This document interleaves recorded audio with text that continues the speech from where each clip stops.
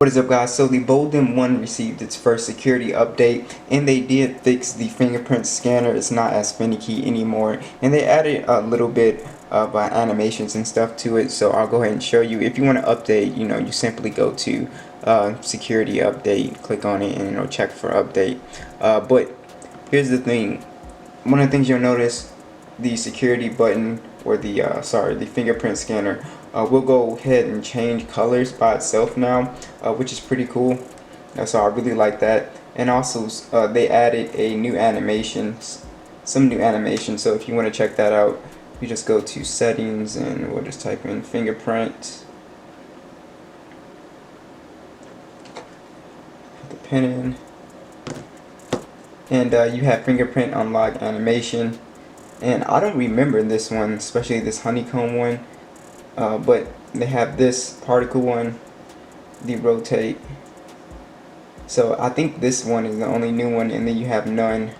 So I don't remember that one, but I'm sure maybe these ones were here as well. But as far as does it work really good now, and I can say yes, it's not as finicky anymore. It's almost dead on. Even if you don't put your finger fully on it, it works 100% of the time. It's on par with the Mi 9T now.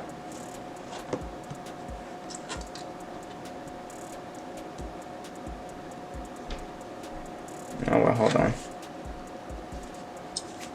Let's try it again.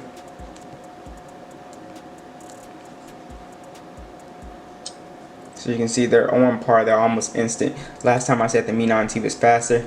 Now they're almost instant. So they did fix that. Very happy about that.